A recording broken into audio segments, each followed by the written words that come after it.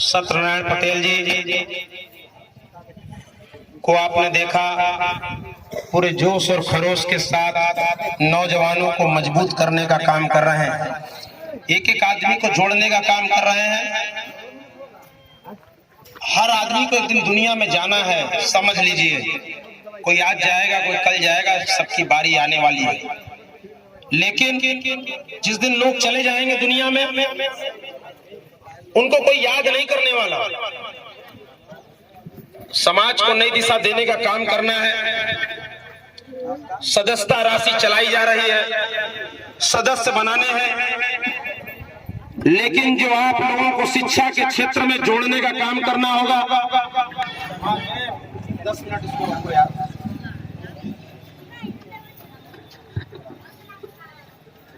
इस कार्यक्रम को बनाने के लिए जो हम लोगों का जो मुख्य उद्देश्य है, आपको हम लोग कुछ देना नहीं चाहते। मेरी कोई औकात नहीं है कि मैं आपको कुछ दे सकूं। हम लोगों ने यहाँ जन्म लिया, पढ़ाई किया।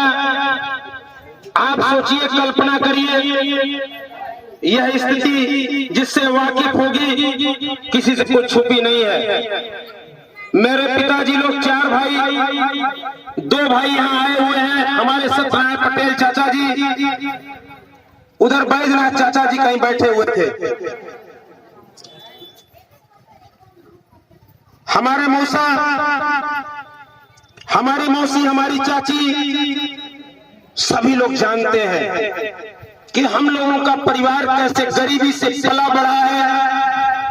वो जानते हैं, उन्होंने दुख झेला है, देखा है। इस गांव में जब खाने के लिए अन्न नहीं हुआ करते थे तो बैर खाकर पढ़ाई पढ़ने का काम हमारे पिताजी ने किया। मैं आज उनको सच्ची श्रद्धांजलि देना चाहता हूं। मैं चाहता हूं कि जिस पिता ने मुझे जन्म दिया है, जिस मां ने मुझे जन्म दिया है, जिस दिन मैं मरूं लोग कहें कोई था आनंद पटेल दयालु जो अपने पिता और मां के सम्मान में, इस खितकटवा के गरीब पिछड़े लोगों के सम्मान में मर मिटा, जिसने गरीबी को सुना था। मैंने गरीबी देखी नहीं। मेरे पिताजी बताया करते थे खाने के लिए अन्न नहीं था। पिताजी बताया करते थे 7 बहनें 4 भाई, माता पिताजी कितने हो गए? 7 4 11 2 13 लोग। खाने के लिए अन्न नसीब नहीं था। क्या झूठ बोल रहे हैं क्या? खाने के लिए अन्न नसीब नहीं था। उस परिवार में पले बड़े पिताजी हमारे अपने भाइयों को भी खींच कर ले गए वहां, लेकिन भाइयों ने कहा कि नहीं, उससे ज्यादा तो फेरी में मिल जा रहा है। उस समय वहां की जो स्थितियां थी, बहुत ही कम पैसा मिलता था। मेरे पिताजी उस पावर हाउस के संस्था से जुड़कर मेहनत मजदूरी करके पढ़ाई को नहीं छोड़ा। उन्होंने ITI किया। उस पिता ने हम लोगों से कहा कि तुम लोगों को जितना पढ़ना है उतना पढ़ना, खेत बेचना होगा खेत बेच देंगे, हमको जमीन नहीं चाहिए, मकान नहीं चाहिए, लेकिन मेरा बेटा अच्छे से पढ़ ले। हमको बेंगलोर यूनिवर्सिटी में सबसे अच्छे कॉलेज में पढ़ाने का काम किया। मेरा पढ़ने का मन नहीं था तो मैं चला आया। ये मेरे छोटे वाले भाई को लखनऊ यूनिवर्सिटी में पढ़ाने का काम किया। वो नहीं पढ़ा, उसका दोस्त था।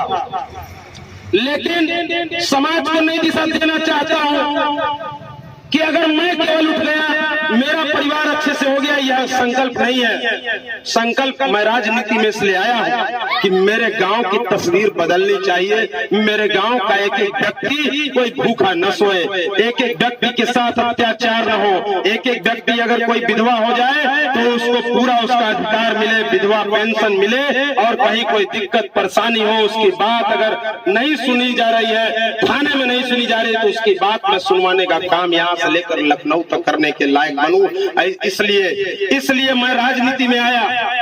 मैंने देखा कि मैं इंजीनियर बन जाऊंगा, मैं डॉक्टर बन जाऊंगा, मैं केवल अपना भला कर सकता हूं।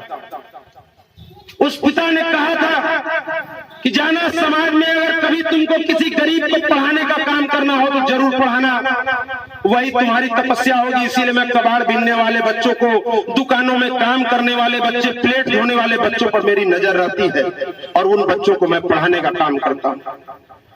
मैं बहुत बड़े परिवार का बेटा नहीं, जिसने मुझे पढ़ाने के लिए एड़ी चोटी लगाया। मुझे गर्व है उस माँ पर जिस माँ ने मुझे जन्म दिया, और वो चाहते थे कि तुम पढ़ो। बड़ी बिल्डिंग बनाना मेरा मकसद नहीं है, मेरा मकसद है तुम लोगों को पढ़ाना। उन लोगों ने पढ़ाया, बैर खाकर पढ़ाई पढ़ने का काम, दिन दिन चलने का काम, रात दिन चलने का काम। वहां से लेकर 90 रुपए मिलता था, मेरे पिताजी बताते थे 10 रुपए वो अपने खर्चे के लिए रखते थे, और 80 रुपए वो ओबरा से पैदल चलकर दादी को दे दिया करते थे। क्यों चाचा, सही कर रहे हैं गलत? परिवार में बड़े थे, उन्होंने किसी का दिल नहीं दुखाया। आज मेरी भाभी यहाँ से प्रधान है तो माँ बाप के कारण। ये जो प्रधानी हम लोगों को मिली है गांव की, इसमें हम लोगों का कोई रोल नहीं है। हम लोगों ने कुछ नहीं किया था, हम लोग तो अब करना शुरू किए हैं। जो उस माँ बाप ने तपस्या किया था उसका परिणाम था प्रधानी। उस माँ बाप की तपस्या का परिणाम था प्रधानी, जिस माँ बाप ने तपस्या किया था। आप लोगों को दुखी नहीं देखना चाहते, बहुत बड़े परिवार से नहीं। हम लोग चाहते हैं दुख देखे नहीं है, सुने हैं, पिताजी ने कहानियों की तरह सुनाया है। लेकिन आज भी मेरे मन और मस्तिष्क में है कि अगर मेरे गांव का एक एक व्यक्ति अगर भूखा सो गया तो कसम है अपनी मातृभूमि की कि यह जीना, यह जीवन बेकार है। जब आपके किसी काम नहीं आ सकता, किसी का भी एक आंसू जो सुखा पाऊं, किसी का भी दर्द जो मिटा पाऊं, अपनी जिंदगी कामयाब तभी समझूंगा जब अपने खिलकटवा वासियों के लिए अपनी जिंदगी लुटा पाऊं, अपनी जिंदगी लुटा पाऊं। अपने मेरे गांव के वासी, यहाँ मेरा एक एक रिश्तेदार है, एक एक भाई है। दुख देखा नहीं, सुना है, लेकिन महसूस करते हैं। यहाँ मेरा सभी लोग एक एक व्यक्ति मेरे अपने हैं। मैं चाहता हूं कि मुझे आप लोग इतना आशीर्वाद दीजिए, मैं लोकसभा में, संसद भवन में, विधानसभा भवन में जाऊं, वहां आप लोगों के मान सम्मान को बढ़ाऊं। मुझे जाने का मौका मिले, आपके आशीर्वाद से ही मुझे मौका मिल जाए। कोई जरूरी नहीं है कि संसद भवन में जाना ही पड़ेगा, जरूरी है कि आप मुझे इतनी ताकत दे देंगे तो मैं आपके विचारों को लखनऊ तक पहुंचाने का काम करूंगा, और आपकी बिगड़ी बनाने के लिए मैं पूरा जीवन लगा दूंगा। मैंने देखा है यहाँ लोगों को, यहाँ के दुख को मैंने समझा है। मैं यहाँ 6 महीने था, मैं भी एक स्कूल में पढ़ाया करता था।